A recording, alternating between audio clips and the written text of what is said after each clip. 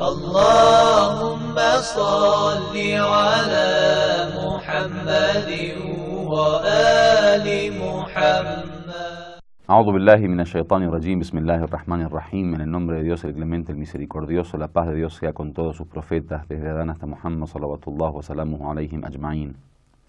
Continuando con estas clases acerca del Corán, dijimos que el profeta en su vida había logrado escribir, o digamos había dado la orden de que se escriba el Corán. Cada vez que descendía o se revelaba un versículo coránico, el profeta ordenaba su memorización y su escritura, por lo que tenemos ya dos formas de proteger, digamos, o como el profeta había utilizado, digamos, este método de protección del Corán, uno a través de los memorizadores, que era un gran movimiento de musulmanes que se dedicaban a memorizar el Corán, y otro a través de los escribas y lo que quedaba, digamos, escrito de las aleyas coránicas. Obviamente el Corán se pudo escribir de forma completa en vida del profeta, y el profeta cuando muere ya había dejado escrito todo el Corán, y eso no hay ningún tipo de diferencia. El tema de la muerte del profeta y con la relación que tiene, digamos, con el Corán es que el Corán no fue compilado o recopilado en forma de libro. O sea, una cosa es el Corán escrito en formas separadas, ¿no? Que cada vez que descendía una ley se escribía y eso se guardaba. Otra cosa es el libro del Corán, o sea, esto que son tantas páginas con dos tapas y que tiene un principio y un fin. O sea, eso, de esa forma, la compilación del Corán de esa forma, no se dio en vida del profeta por una causa lógica, y era que el profeta, obviamente, cuando descendían las aleyas, él comenzaba a dar la orden de que se escriban según cada sura. Sin embargo, las suras no descendían todas completas, o sea, no es que Dios, por ejemplo, si tenemos una sura de 200, un capítulo de 200 aleyas o 200 versículos, Dios revelaba 200 versículos y después se cerraba la sura. No, Dios revelaba según las necesidades y los requerimientos de cada momento, según el motivo, digamos, de la revelación, y muchas veces revelaba, por ejemplo, en esto de las 200 aleyas, revelaba 30 aleyas de esta sura, luego revelaba, por ejemplo, 5 aleyas de otra sura, luego 15 aleyas de otra sura, y luego revelaba 20 aleyas más de la primera sura, por ejemplo. Entonces ya la primera sura se completó, eran 50. Después 10 más de la segunda, después 20 de la primera. Entonces el orden que, digamos, que el profeta proponía era un orden no según el descenso, sino el orden según lo que, digamos, lo que necesitaba cada sura. Entonces el profeta sabía que esta aleya, por ejemplo, pertenece a tal sura, pero después de un tiempo, por ejemplo, se frenaba la revelación de estas aleyas, de esta sura, y comenzaba otra sura. Entonces no podía escribirlo y hacerlo libro. Porque imaginemos, por ejemplo, que en la primera página escribe una sura que se habían revelado, por ejemplo, 50 aleyas. Después se revelan 50 aleyas de otra sura.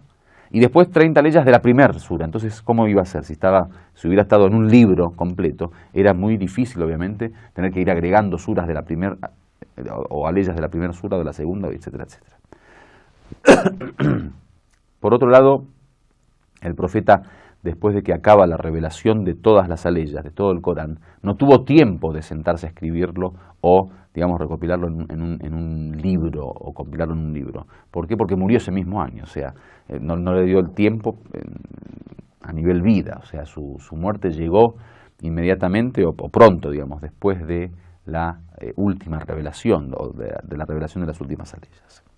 Entonces, lo que sí logró el profeta es dar el orden de los capítulos, tal cual descendían, y dar el orden de las aleyas, digamos, según tenían que, digamos, en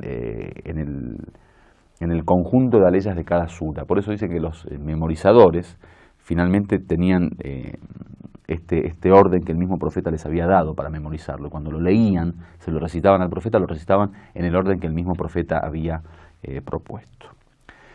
Fue así como antes de morir el profeta da la orden al imam Ali alayhi salam de compilar todo lo que se había reunido, digamos, en las escrituras, y estaban, digamos, en distintas partes, en un libro, por lo que el hadith dice: Inna Rasulallah qala li Ali, dijo el profeta de Dios a Ali, Ya Ali al-Qur'an khalfa firashi fil mushaf wal harir wal qaratis fajuduhu wajma'uhu wala tudayyuhu kama dayya'at el yahud el Taurat. Dijo, oh Ali, el Corán está detrás de mi colchón, digamos, detrás de mi cama, en algunas páginas, en algunas hojas, en algunas sedas, en algunas, digamos, papeles.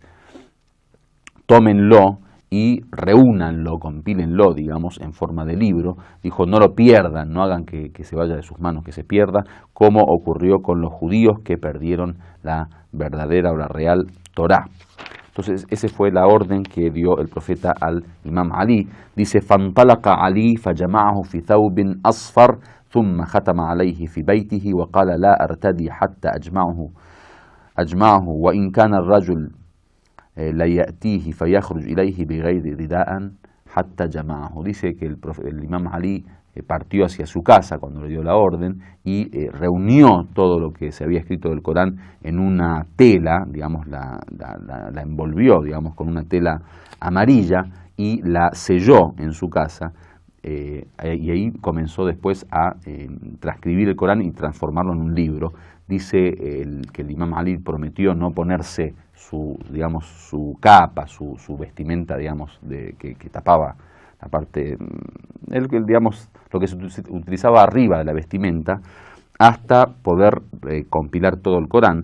Dice, y si alguien venía a su casa durante esa época, él lo recibía sin estar con la capa, digamos, sin estar tapado, porque le había prometido no volver a vestirse, digamos, o a ponerse la capa hasta no compilar el Corán. Es decir, que se dedicó de lleno a la compilación del Corán. El imam Ali dice también en otro hadith, Inna Rasulallah qala li wa awsani idha waraytahu fi hufratihi an la akhruj min bayti hatta uallif kitab Allah fa innahu fi jara'id an-nakhl wa fi aktaf al-ibil. Dice que el profeta me dijo y me aconsejó, me dio como testamento que cuando lo entierre y cuando lo ponga en su tumba, que no salga de mi casa hasta no, escribir el libro de Dios, hasta compilarlo todo, que ciertamente se encuentran en muchas páginas, en muchas hojas de palmeras y también en huesos de camellos. Y fue así como el mismo imam Ali, luego de enterrar al profeta de Dios, en el día de su entierro, cuando muchos se fueron a Saqifa de Bani Sa'id, a este lugar donde se reunieron para hablar sobre el tema del califato, y que de ahí se decide después quién, digamos, dentro de un grupo de musulmanes, ellos mismos decidieron quién iba a ser el califa, a pesar de que ya el profeta lo había decidido antes, pero bueno, eso es un tema que se va a tocar en otro momento. El imam Ali se fue directamente a su casa y se dedicó de lleno a escribir o transcribir, digamos, lo que estaba ya escrito del Corán.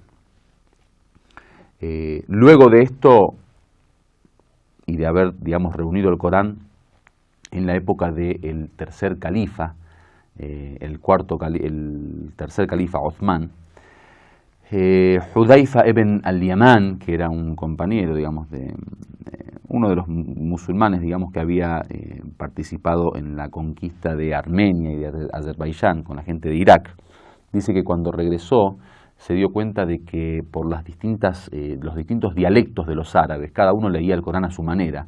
Entonces ya había muchas diferencias, especialmente en el tema de la declinación, porque en el idioma árabe hay una declinación en el final de las palabras, según la posición de la palabra gramaticalmente hablando, digamos, en sintaxis, según la posición, digamos, sintáctica de la palabra, se determina de una forma específica.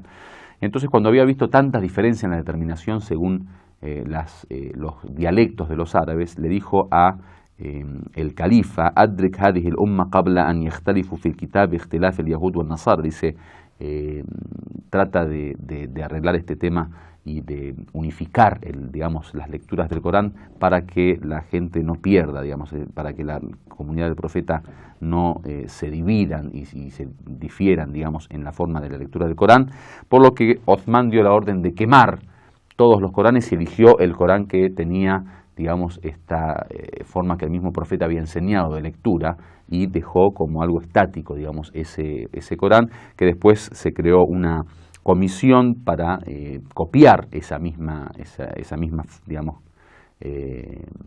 ese Corán, digamos, esa misma copia de Corán, y repartirla a los distintos países, que, bueno, la dirigía Zayd ibn Thabit y muchos otros que también le acompañaron en la copia de ese Corán, que es el Corán que hoy en día tenemos nosotros en nuestras manos. Walhamdulillahi Rabbil Alamin.